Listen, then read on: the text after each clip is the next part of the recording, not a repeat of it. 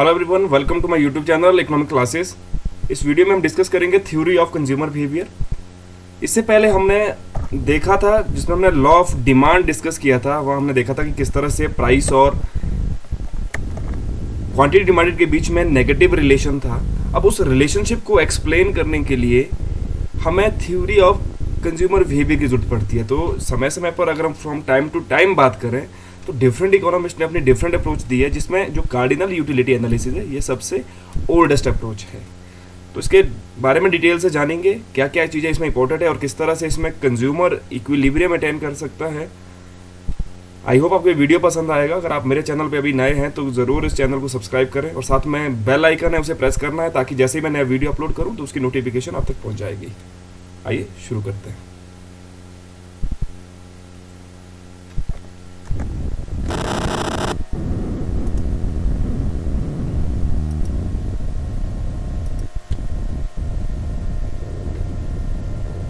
Theory of consumer behavior.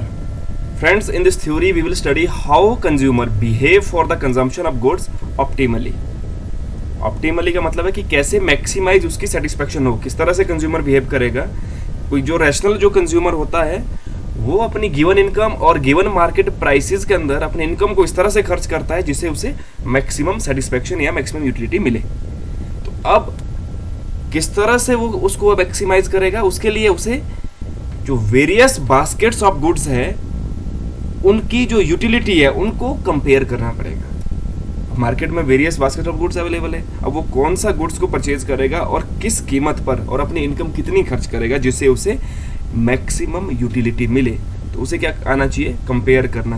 तो compare कैसे करेगा, उसकी दो बेसिक अप्रोच है, जिसमें नंबर वन है कार्डिनल अप्रोच और दूसरी है ऑर्डिनलिस्ट अप्रोच। जो कार्डिनल अप्रोच है ये ओल्डेस्ट अप्रोच है। हम कह सकते हैं कि जो थ्योरी ऑफ डिमांड की ये ओल्डेस्ट यूटिलिटी थ्योरी है, जो हमें बताती है कि प्राइस और क्वांटिटी डिमांड के बीच का जो रिलेशन है वो नेगेटिव है। जब प्राइस इंक्रीज होता है तो जो क्वांटिटी डिमांडेड है वो कंज्यूमर का फॉल हो जाता है या डिक्रीज हो जाता है। तो ये दो मेन अप्रोच है और इस वीडियो में हम डिस्कस करने वाले हैं कार्डिनल यूटिलिटी अप्रोच, जिसे हम क्लासिकल यूटिलिटी थ्योरी भी कहते हैं।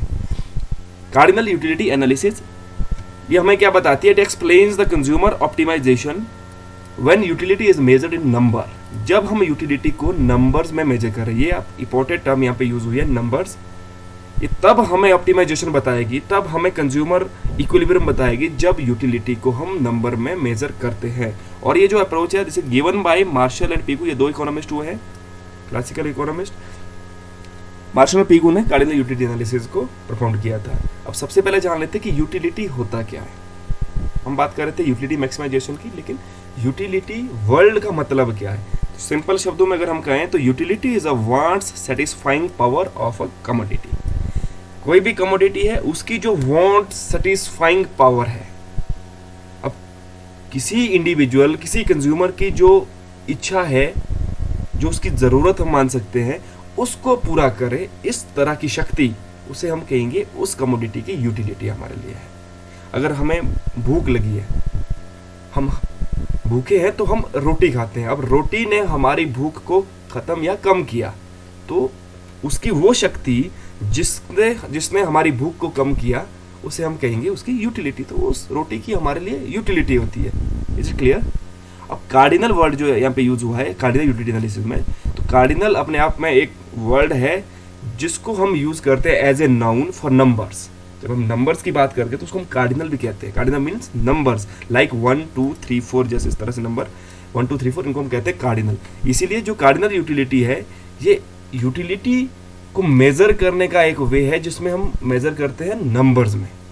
यूटिलिटी को अगर हम कोई एक यूनिट किसी कमोडिटी का कंज्यूम करेंगे तो उसकी जो यूटिलिटी हमारे लिए होगी उसको मेजर करेंगे नंबर है। मान लो हमने फर्स्ट कमोडिटी कंज्यूम की है तो हम उसको नंबर में करेंगे कि पहली से हमें यूटिलिटी मिली 4।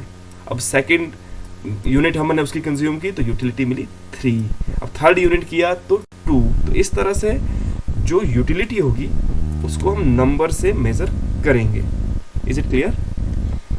अब जो कार्डिनल यूटिलिटी एनालिसिस है डिमांड का, ये सर्टन इंपॉर्टेंट एजम्पशन पे बेस्ड है। किसी भी थ्योरी की, जो भी इकोनॉमिक थ्योरी के अंदर हम थ्योरी की बात करेंगे, सभी थ्योरी सर्टेन इंपॉर्टेंट एजम्पशन पर ही बेस्ड होंगी। तो इसकी भी कुछ एक एजम्पशन है, आइए उनकी बात करते हैं। जो सबसे पहली एजम्पशन है दैट इज रैशनल कंज्यूमर। हम पहले भी डिस्कस कर चुके हैं कि जो रैशनल कंज्यूमर क्या होता है, जो अपनी गिवन इनकम और गिवन मार्केट प्राइसेस पर अपनी स्पेंडिंग को इस तरह से प्लान करता है कि उसे हाईएस्ट पॉसिबल सेटिस्फेक्शन मिले, उसे कहेंगे रैशनल कंज्यूमर।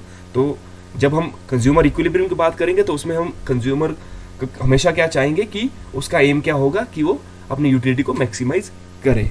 सेकंड जो इसके assumption that is utility measure in numbers. Utility को नंबर में मेजर किया जाता है, लाइक 1 2 3 4, जिनको हम कार्डिनल्स भी कहते हैं। तो इनको हम कहेंगे यहाँ पे जैसे 1, जैसे किसी कमोडिटी को हमने कंज्यूम किया तो उससे जो यूटिलिटी मान लो 5, तो उसका जो यूनिट ऑफ मेजरमेंट होगा वो होगा यूटिल। और जो यूटिल यूनिट है इसको हमें दिया है वालरस ने प्रपोज किया था यूटिल्स वर्ल्ड। और थर्ड जो एजम्पशन है दैट इज इंडिपेंडेंट यूटिलिटी, कि जो यूटिलिटी होगी किसी भी कमोडिटी के यूनिट की वो इंडिपेंडेंट होगी। The utility which a consumer obtains from a good does not depend upon the quantity consumed of other goods। अगर हम अभी कोई वस्तु कंज्यूम कर रहे हैं और उसके बाद हम दूसरी कमोडिटी को कंज्यूम करें तो दोनों की यूटिलिटी डिफर होगी। अब दोनों को मिक्स करके हम एक ही यूटिलिटी उसके लिए मेजरमेंट नहीं कर सकते हम, तो इंडिपेंडेंट यूटिलिटी होगी। और next one is introspective method. हमेशा जो यूटिलिटी को मेजर हम कैसे करेंगे वो हम जज करेंगे अपने इंट्रोस्पेक्शन से। हम इंट्रोस्पेक्ट करेंगे कोई कमोडिटी की कोई यूनिट हमने जो कंज्यूम की है तो हम एक साइकोलॉजिकली सोचेंगे कि इससे हमें कितनी यूटिलिटी मिली, तो हम उस तरह से उसको मेजर करेंगे। Fourth one is introspective method. That next one is constant marginal utility of money. जो मार्जिनल यूटिलिटी ऑफ मनी है वो हमेशा कांस्टेंट रहेगी। बहुत इंपॉर्टेंट है, डेनियल बर्नौली ने इस कंसेप्ट को इजाद किया था, लेकिन बाद में इसने इसको मार्शल ने अडॉप्ट किया था। तो ये अजम्पशन कब जरूरी है, जब हम मॉनेटरी यूनिट में यूटिलिटी को मेजर करेंगे, क्योंकि जो भी मेजरमेंट ऑफ यूनिट होता है उसकी एक एसेंशियल फीचर होनी चाहिए कि वो कांस्टेंट रहे, उसकी वैल्यू हमेशा कांस्टेंट होनी चाहिए। अगर फ्लक्चुएट हो, वेरिएबिलिटी हो उसमें, तो हम उसकी यूटिलिटी को मेजर नहीं कर सकते हैं। तो इसीलिए हमने मार्शल ने यहाँ पे क्या माना है कि जो constant marginal utility of money है वो कांस्टेंट होगी। जब हमारे पास इनकम इंक्रीज भी हो जाती है हमारी या कम हो जाती है, तो जो मनी की यूटिलिटी है उसमें कोई चेंज नहीं आना चाहिए। अगर उसमें चेंज आ गया, मान लो इनकम इंक्रीज डिक्रीज हो जाए, तो जो हमारी मेजरिंग रॉड होगी, जो हम मेजरमेंट कर रहे होंगे, जो पैमाना हमने मेजर करने के लिए यूज किया हो जाएगा, वो एक इलास्टिक रूलर की तरह हो जाएगा। तो इसलिए हम एक एप्रोप्रिएट मेजरमेंट नहीं कर पाएंगे। क्लियर? तो ये थी next assumption. Next one is diminishing marginal utility. जो मार्जिनल यूटिलिटी है वो डिमिनिशिंग ही होगी। इसका क्या मतलब हुआ, जब हम एक एडिशनल यूनिट किसी कमोडिटी का कंज्यूम करेंगे, जब भी एडिशनल यूनिट, तो उससे मिलने वाली यूटिलिटी डिक्रीज होती जाएगी। अगर फर्स्ट यूनिट कंज्यूम करने से हमें यूटिलिटी 10 यूटिल्स मिलती है, जब हम सेकेंड यूटिल कंज्यूम करेंगे तो उससे अब हमें 9 यूटिलिटी मिलेगी। अगर हम थर्ड यूनिट कंज्यूम करेंगे तो ये और डिक्रीज हो जाएगी, उससे 7 हो जाएगी। इस तरह से जो एवरी एडिशनल यूनिट जो हम कंज्यूम करेंगे किसी कमोडिटी का, तो उसकी यूटिलिटी डिमिनिशिंग होगी। तो ये भी एक इंपॉर्टेंट प्रिंसिपल है, डिमिनिशिंग मार्जिनल यूटिलिटी, जिसे हम गॉसेन फर्स्ट लॉ भी कहते हैं। और इसी लॉ से हम लॉ जो हमारा डिमांड कर्व होता है उसको डिराइव कर सकते हैं। अब जो टोटल यूटिलिटी है ये डिपेंड करेगी क्वांटिटी ऑफ इंडिविजुअल कमोडिटी जो कंज्यूम करेगा इंडिविजुअल कमोडिटी को, उसको हम ऐड कर देंगे, तो जो टोटल यूटिलिटी होगी वो हम इस तरह से मेजर कर सकते हैं। तो ये थी इसकी एजम्पशंस, बहुत इंपॉर्टेंट है। अब इस एजम्पशन के बेसिस पे हम इक्विलिब्रियम कंज्यूमर देखेंगे कि अब कंज्यूमर इक्विलिब्रियम में कब होगा या फिर कहाँ पर होगा, कितना अपनी इनकम को स्पेंड करेगा या किस प्राइस पे। प्राइस से हम देख रहे हैं ना, प्राइस और क्वांटिटी डिमांड का रिलेशन हम देख रहे हैं, बाकी फैक्टर तो हमने कांस्टेंट एज्यूम किए थे। तो किस प्राइस पे अब कंज्यूमर इक्विलिब्रियम में होगा। सबसे पहला जो केस है that is for single commodity case. जब सिर्फ एक ही कमोडिटी कंज्यूम कर रहा है कंज्यूमर, तो इस केस में हम कंज्यूमर इक्विलिब्रियम देखेंगे। The consumer can either buy x और retain his money income y. ऐसे केस में क्या होगा, जो कंज्यूमर है वो या तो अपनी पूरी इनकम को खर्च कर देगा एक्स पे, या फिर अपनी जो मनी इनकम है उसको रिटेन कर लेगा। या तो एक्स कमोडिटी परचेज करेगा या अपने पास रख लेगा, उसका दो ही ऑप्शन है। तो under this condition the consumer is in equilibrium when the margin utility by X is equated to its market price. तो ये वेरी सिंपल है। सिंपल कमोडिटी केस में क्या होगा, इक्विलिब्रियम तब होगा जब मार्जिन यूटिलिटी जो उसे मिल रही है वो उसके जो परचेज कर रहा है, जो उसको प्राइस वो दे रहा है, वो बराबर होगी। तो margin utility of X has to be equal to price of X. ये इक्विलिब्रियम कंडीशन है, बहुत इंपॉर्टेंट है। अगर margin utility of X greater than इसके प्राइस के हो गया, मान लो यूटिलिटी ज्यादा मिल गई लेकिन उसको लग रहा है कि मैं प्राइस के लिए कम दे रहा हूं, तो क्या होगा, जो कंज्यूमर होगा वो जो अपना वेलफेयर है, मतलब एक रैशनल कंज्यूमर है, उसका वेलफेयर किस में है, सेटिस्फैक्शन में, most possible highest possible satisfaction में है। तो वो अपना वेलफेयर कैसे इंक्रीज करेगा, वो और यूनिट लेगा एक्स की। अगर उसे लगता है कि जो मार्जिन यूटिलिटी है वो ज्यादा है प्राइस से, तो वो और परचेज करेगा, तो इस तरह से वो इंक्रीज कर सकता है। अगर लगता है उसे कि मार्जिन यूटिलिटी बाय एक्स कम है, वो लेस देन है प्राइस ऑफ एक्स के, तो कंज्यूमर क्या करेगा, वो कटिंग डाउन कर देगा क्वांटिटी, अब उसको कम खरीदेगा, अब ज्यादा नहीं खरीदेगा जितना वो खरीदने जा रहा था। अगर उसे लगता है कि अब जो यूटिलिटी है वो मुझे कम मिल रही है, लेकिन मैं इस पर जो खर्च कर रहा हूँ, जो मैं इसको प्राइस दे रहा हूँ वो ज्यादा है। इसीलिए मैक्सिमाइजेशन कब होगा यूटिलिटी का, जब मार्जिन यूटिलिटी ऑफ एक्स बराबर होगा प्राइस ऑफ एक्स के। तो ये था सिंगल कमोडिटी केस में।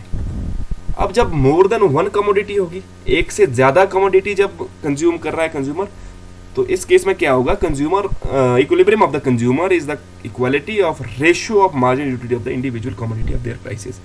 तो जहां पर मार्जिनल यूटिलिटी और प्राइस का रेशियो बराबर होगा किसके रेशियो से, जो दूसरी कमोडिटी का मार्जिन यूटिलिटी और प्राइस का रेशियो है। ये दोनों, मान लो दो कमोडिटी प्रोड्यूस करा, तो दोनों का जो मार्जिन यूटिलिटी और प्राइस का रेशियो है वो इक्वल होना चाहिए। अगर दो से ज्यादा हो सकता है, एन नंबर हो, तो ये इक्वल होना चाहिए up to N numbers. The utility derived from spending an additional unit of money must be the same for all commodity. और एक एडिशनल यूनिट ऑफ मनी जो स्पेंड कर रहा है, उससे जो मिलने वाली यूटिलिटी है वो सभी कमोडिटी के लिए बराबर होनी चाहिए। ये कंडीशन है इक्विलिब्रियम की, ये बहुत ही इंपॉर्टेंट है। एक बार डायरेक्टली क्वेश्चन पूछ लेते हैं, तो आपके ऑप्शन में ये वाला आपको याद रहना चाहिए ताकि कंफ्यूजन ना हो। कब इक्विलिब्रियम में होगा, जब utility derived from spending an additional unit of money must be the same for all commodity. ये बहुत ही इंपॉर्टेंट पॉइंट है यहाँ पे। ये इक्विलिब्रियम होगा जब मोर देन वन कमोडिटी एक कंज्यूमर कंज्यूम कर रहा है। ये डायग्राम से आप समझ सकते हैं, इसमें आप देख सकते हैं कि ये इस तरफ जो आपको इसमें दिखाया गया है, ये है मार्जिनल यूटिलिटी ऑफ एक्स जो डाउनवर्ड स्लोपिंग कर्व है, और ये marginal utility of Y curve है। अब जो मार्जिनल यूटिलिटी होती है वो हमेशा डिमिनिशिंग होती है, जो हमने एजम्पशन में बात की थी। अब जहाँ पर ये दोनों लाइंस आपस को इंटरसेक्ट कर रही है, जहाँ पर दोनों आपस को इंटरसेक्ट करेगी, तो इसका मतलब हुआ कि यहाँ दोनों की जो यूटिलिटी है वो बराबर है। और जो हॉरिजॉन्टल लाइन है यहाँ पे, ये मार्जिनल यूटिलिटी ऑफ मनी है, जो भी कांस्टेंट हमने एजम्पशन में एज्यूम किया था। तो ये हम देख रहे हैं कि जो हमने एजम्पशन देखी थी उसके बेसिस पे हम अपने मॉडल को प्रोड्यूस कर रहे हैं। तो marginal utility of money constant था, सीधी line marginal utility of money है, और ये जो डिमिनिशिंग मार्जिनल यूटिलिटी है, ये कमोडिटीज की यूटिलिटीज है जो डिमिनिश कर रही है। अब दोनों इंटरसेक्ट कर रहे हैं, और तो उस पॉइंट पे क्या हो गया, दोनों कमोडिटी की यूटिलिटी मार्जिनल यूटिलिटी बराबर है, और जो मार्जिनल यूटिलिटी ऑफ मनी है वो इसके बराबर है यहाँ पे। तो ये जो अमाउंट है कमोडिटी वाई का, और ये जो अमाउंट ऑफ कमोडिटी एक्स का, ये परचेज करेगा कंज्यूमर। इतना अमाउंट परचेज करने पर कंज्यूमर को मैक्सिमम यूटिलिटी यहाँ पे प्रोवाइड हो रही है, वो मैक्सिमम यूटिलिटी अटेन कर पा रहा है। तो यहाँ कंज्यूमर इक्विलिब्रियम हो गया। तो ये क्या कंडीशन थी, यहाँ पर margin utility of commodity X, margin utility of commodity Y, should be equal to marginal utility of money. ये इसका डायग्रामेटिक एक्सप्लेनेशन हो गया। Is it clear? अब जो हमने दोनों लॉ के ऊपर बात की, पहला जो लॉ था डिमिनिशिंग मार्जिनल यूटिलिटी का, जिसमें हमने देखा था कि जो एवरी एडिशनल यूनिट जब हम कंज्यूम कर रहे हैं उससे मिलने वाली यूटिलिटी हमेशा आपकी डिमिनिशिंग होती है। अब जो दूसरा लॉ जो हमने ऊपर बात की अभी इससे पहले स्लाइड में जो हमने देखा, जिसमें हमने डायग्रामेटिक एक्सप्लेनेशन देखा था सिंगल और डबल कमोडिटी के केस में, इसे हम कहते हैं इक्वी मार्जिनल यूटिलिटी लॉ, कि दोनों की जो मार्जिनल यूटिलिटी इक्वल होनी चाहिए और वो बराबर होनी चाहिए मार्जिनल यूटिलिटी ऑफ मनी के। तो ये था इक्वी मार्जिनल यूटिलिटी लॉ, और इसको हम कहते हैं गॉसन सेकंड लॉ, क्योंकि ये लॉ सबसे पहले गॉसन ने दिया था, उसके बाद एक सिस्टमेटिकली जो इसका एक्सप्लेनेशन है वो मार्शल ने हमारे सामने लाया, तो इसको हम कहते हैं Gaussian second law. I hope आपको ये वीडियो पसंद आया होगा। इस वीडियो को लाइक करें, अगर आप मेरे चैनल पर नए हैं तो मेरे चैनल को सब्सक्राइब करें और साथ में बेल आइकन प्रेस करें, ताकि जैसे ही मैं नया वीडियो अपलोड करूंगा तो उसकी नोटिफिकेशन आप तक पहुंच जाएगी।